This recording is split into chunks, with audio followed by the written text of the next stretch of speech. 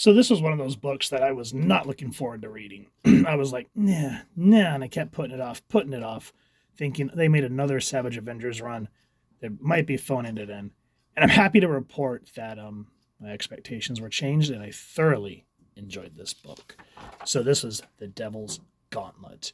Here's everyone that's working on the book: David Pepose, writer; Carlos Mango doing the art; Espen Grundetjern doing the color art; VC's Travis Lanham doing the lettering. There's everyone else. Conan was a Cimmerian who was trapped in the present day while battling a group of set cultists. Conan was attacked by Deathlock, a cyborg from the future who accused him of crimes against the time stream. Their battle grew to include several nearby heroes and vigilantes, and when Deathlock opened a portal, it engulfed all involved, transporting them to Conan's native time, the Hyborian Age. Conan, Elektra, Cloak, Dagger, Black Knight, Anti-Venom, and Weapon H all worked together to fend off both Deathlock and the dangers around them, with Weapon H manifesting unexpected new powers. While they managed to temporarily evade Deathlock, he remains in grim pursuit. Meanwhile, a group of cultists resurrected the necromancer Thulsa Doom, who vowed to use Conan's blood to usher in a new age of set. And when I first read that, I was like, okay, whatever. But then I flipped it over and I went, oh my goodness. Now, don't get me wrong, I always say that I enjoy traditional artwork more. And you can kind of see some, like maybe 3D models being used here. But just seeing Cloak in this style, absolutely awesome. And, of course, Conan, the Cimmerian. And then Deathlock. He looks so much like Doom here, it's ridiculous, but it was fun. Now listen, this is how, in modern times, this is the type of comics we want to hear.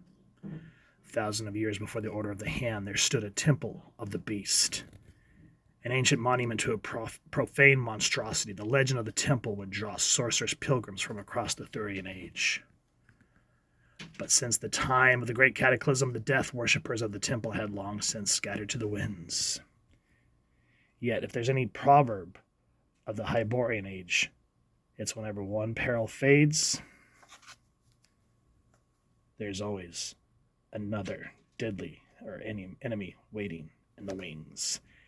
And just look at how 1, 2, 3, 4 panels we kind of lay down all of our cast and showing the threat, saying there's a deadlier force, scanning, secondary target detected. And then we see that right now they're trying to flush out Deathlock, and just these panels of Conan just look so frigging awesome. Now this little game that the heroes are trying to do doesn't seem to work so fast, as Deathlock just gives away his position. He goes, "Halt, fugitives, surrender now or face the power of the Deathlock army." And we just see Elektra just moving everyone around very calmly. But after all his years stalking the time stream, there was one outcome Deathlock's programming had never accounted for. And I love that we don't even see Elektra yet. We just see her hand. She goes, "My dear Conan, that's exactly what I'm counting on." And seeing as how she's led the hand, and Daredevil Matt always goes to her for guidance, her leading this team just makes so much sense. And just seeing Anti-Venom, Flash, Thompson, this character, written in this context, I actually enjoyed. I read the issue where they introduced Weapon H and I hated it. I'm like, oh, good, a Hulk Wolverine hybrid. It was painful. But he's actually a really good character here. And I don't know too much about Black Knight. I know he was an Avenger at one time in history. And then again, always seen Cloak and Dagger. Oh, yeah. And Elektra in her Daredevil uniform. Let him come. We'll have him right where we want him. And I just love how this is aptly called the Devil's Gauntlet. So essentially, they are just working Deathlock over in this issue.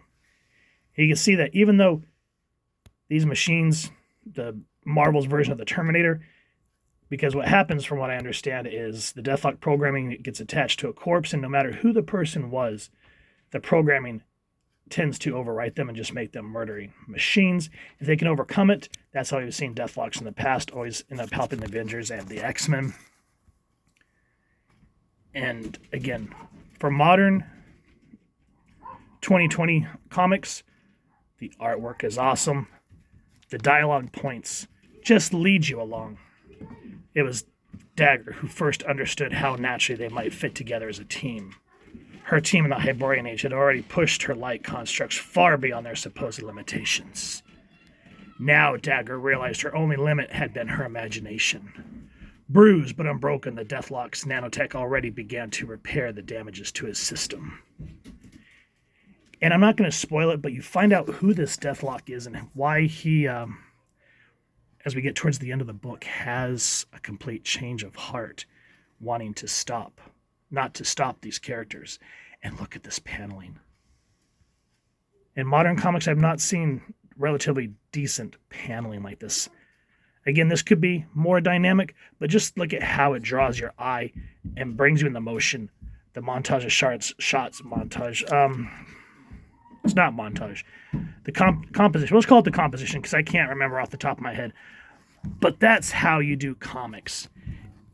And just look at how Flash fights him. He goes, to get so deeply under the skin. Oh, wait. Before we get into that, let's read some about Flash Thompson. I love the way how Elektra knows all of her teammates' strengths and weaknesses and how she's using them to move Deathlock around this proverbial chessboard. The suit provided Anti-Venom the speed and strength necessary to keep up. Not to mention the reflexes and wall crawling needed to stay alive. But while it was the Anti-Venom symbiote that kept Flash Thompson in the fight, to get so deeply under the skin of a merciless cyborg, that was pure Midtown varsity football. Got you.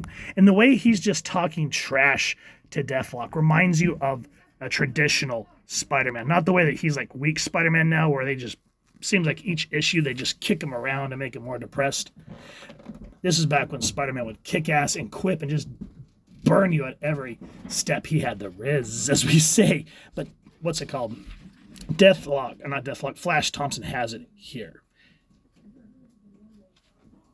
Before stranding the Avengers in the Hyborian Age, Deathlock had bolstered his strength through untold amounts of gamma energy, which is what powers Weapon Age. And Deathlock doesn't know what to do with this. But while all this is happening, the character that is, I can't remember, Thulian, Doom or whatever, he gets resurrected. After being hunted across the Hyborian Age, Conan knew Deathlock's powers almost as well as he knew his own. And for the first time, Conan knew he stood a fighting chance. So while all this is happening, then more threats happen. And we actually see the power of Elektra, Nachios, as we just get this really awesome type of Doctor Strange type power going on. And then we just break into a zombie battle. I am Thulsa Doom, emissary of the great serpent, blessed by the fangs of Damballa, eldritch blades that rend the souls of the living. Summoned from the age of King Kol, Thulsa Doom's name struck fear in the hearts of Conan's ancestors. Know me, Cimmerian, for I come to fulfill the prophecy of the twice-returned men, and together our blood shall usher in a new age of Set. And then, action. While Dagger struggled with her feelings for Anti-Venom, Cloak grappled with his own unrequited love as he was forced to give his heart to Dagger in the most gruesome way possible. Oh, guys, I don't want to give any more of this away. I want you all to go read this book, and I want to hear your thoughts. Because it has been so long since I've seen a well-crafted story. I mean, am I saying this is a masterpiece? By no stretch of the imagination. But to see, I guess you would call it the Marvel style, or how Marvel used to be and what they would train their writers and their artists to do, is on full display here. Plus, there's another book that I just recently got done reading. And the way I just pointed out how all this traditional storytelling is utilized here in modern times, let's, so you guys can understand what I'm getting at here. So all the awesomeness in this book is not in this book. Now, real quick, before I use this as an example, I read this, and it felt like a chore. Oh, my God. So I'm highly debating. Do you guys want to see me just do this as a regular comic review here on the main channel? I'm really tempted to just take this over to the After Dark channel and roast the dog poop out of it. Let me know what you guys would like to see, and I'll see what I can do. But anyway, just to show you what I'm trying to get at. So, how the characters were taken serious, even though seeing Avengers in a more medieval setting should be ridiculous, right? But it works. Here, modern times, Havoc's kind of become the new leader of X Factor, whatever. But listen to the way they talk. Looks like Angel's going to be in the hospital for a long time, assuming he survives at all. Could you not eat a corn dog when you say that, Roger? Sorry, this is my new Power Dog diet I'm on. I'm supposed to eat 10 corn dogs a day. But Angel may be dying as we could speak, so I called you here to let you know that we're elevating you to elite team leader. Wow, thanks. Hopefully it'll be this last time that you'll have to say that. Also, your second in command is Pyro. He's useful because fire? That's what I'm always saying. Oh, BTW, check this out. Button K and 4K, capturing team movements from Click Clock. What the hell? This is about 2021. 2024. What the hell happened to quality control? Where this book is relatively serious and talks about all the characters' weaknesses and strong points and how they're using it to survive this really sticky situation they're in, to X Factor, where Peter David laid down what X Factor should have been back in the 90s, and we get cutesiness and this is my boyfriend. Well, get in here, boyfriend. Brun's about to start the meeting. And the artwork. Oh my God. Flat. Boring. Mind if I power dog? Bad jokes compared to relatively decent art. And as Hyborian winds tore the sky, the cyborg can almost hear Conan whisper, "Come and get it." The gauntlet was thrown, the trap sprung. But would that be enough? So what's your plan, Red, to dangle the Barbarian as bait? Only until Dane gets what he needs, which is where you come in. In Flash, make sure you piss him off. Hell yeah.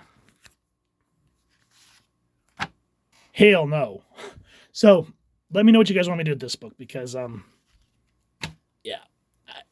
I just wanted to lay out why I'm gushing over this, to see this type of quality in modern day comics, because I'm not seeing it that often anymore, and it hurts because I miss when this would be like the standard for any comic book from Marvel, DC, whomever.